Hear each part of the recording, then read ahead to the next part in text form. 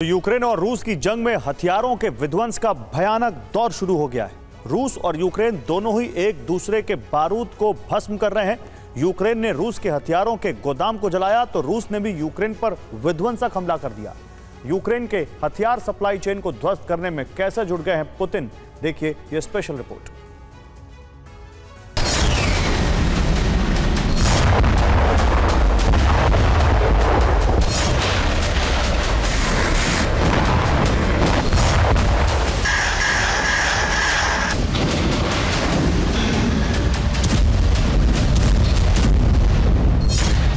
Ukraine को हथियार पहुंचाने वाले सप्लाई चेन पर रूस विध्वंसक हमले कर रहा है। रूस ने ठान लिया है कि वो यूक्रेन तक पहुंचने वाले हथियारों की सप्लाई चेन को पूरी तरह ध्वस्त कर देगा। हथियारों का विध्वंस, गोला बारूद का भयानक विनाश, हथियार गोदामों का दहन, हथियार ले जाने वाले नेटवर्क पर बारूदी प्रहार।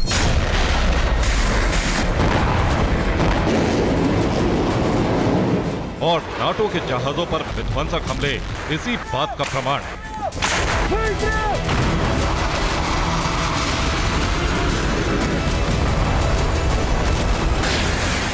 रूस के रक्षा मंत्रालय की तरफ से दावा किया गया कि उसने नाटो के कार्गो जहाज पर हमला किया। रूसी रक्षा मंत्रालय के मुताबिक ये कार्गो जहाज यूक्रेन में मिसाइलें और गोला बारूद पहुंचाने जा रहा था। रूस ने यूक्रेन के 2 हथियार डिपो को भी नष्ट कर दिया। हालांकि यह हमला कहां हुआ, इसका खुलासा नहीं किया गया। यूक्रेन को हथियार पहुंचाने के लिए मुख्य रूप से पश्चिमी देश ब्लैक सी और डेन्यूब रूट का सहारा लेते हैं। ब्लैक सी में पहले से ही बारूदी दहन हो रहा है।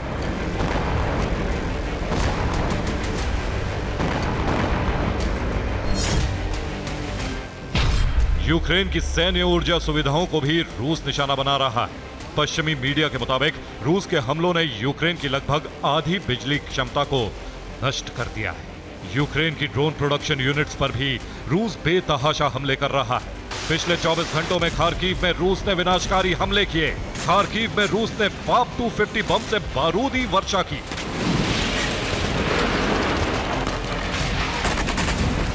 FAB 250 एक गाइडेड बम होता है। इस बम का इस्तेमाल रूस पहले भी इस जंग में कई बार कर चुका है। रिपोर्ट्स के मुताबिक खार्किव में यह बमबारी एक हाई राइज अपार्टमेंट पर की गई। इस बमबारी में 21 लोगों की मौत हो गई। रूसी बमबारी के बाद 60 से ज्यादा लोगों को अपार्टमेंट से सुरक्षित बाहर निकाला गया। इस हमले में 20 से ज्यादा कारें पूरी तरह क्षतिग्रस्त हो गई।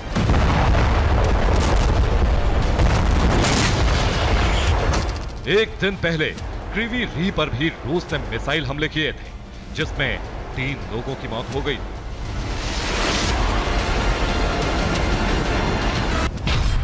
यूक्रेन का दावा है कि रूस ने एक हफ्ते में हवाई हमलों में 1000 से अधिक हथियारों का इस्तेमाल किया है।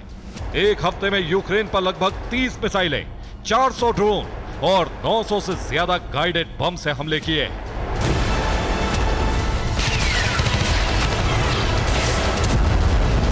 नॉर्थ ईस्ट यूक्रेन के अलावा रूस ने साउथ यूक्रेन के इलाकों में भी विध्वंस तेज कर दिए हैं। निकोपोल में रूस ने ड्रोन हमला करके इस शहर को दहला दिया।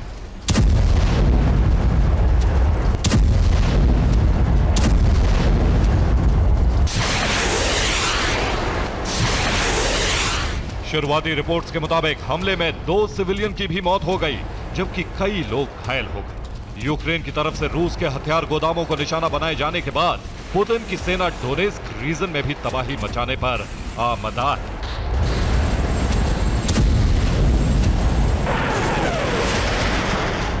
रूस के मिसाइल हमले में यूक्रेन के पूर्व कमांडर इन चीफ वेलेरी ज़ालुझनी के टॉप एडवाइजर ओलेक्सांद्र नाइकीत्यूक का मारा जाना भी यूक्रेनी सेना के लिए एक बड़ा सदमा है। रूस यूक्रेन को डोनेस्क में लगातार नुकसान पहुंचा रहा है।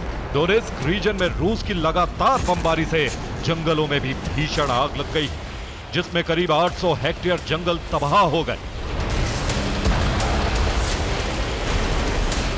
उधर रूसी इलाके कुर्स्क में यूक्रेन के हमलों के बाद यहां भी रूस का विध्वंसक अभियान जारी है।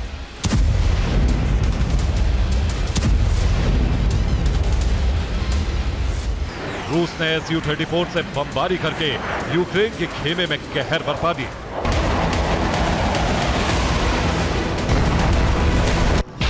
रिपोर्ट्स के मुताबिक रूसी बमबारी में कुर्स्क में पिछले 24 घंटे में यूक्रेन के 300 सैनिकों की मौत हो गई। यही नहीं, यूक्रेन के 9 आर्म्ड व्हीकल भी नष्ट हो गए। कुर्स्क में जब से यूक्रेन की सेना ने कब्जे का मंसूबा बनाया, तभी से पुतिन की सेना काफी आक्रामक है और कुर्स्क में यूक्रेन के सैन्य ठिकानों को हर दिन टारगेट कर रही है। लेकिन रूसी धरती पर यूक्रेन भी जबरदस्त पलटवार करके रूस के लिए चुनौती बना हुआ है। Bureau report, TV9 Bharat.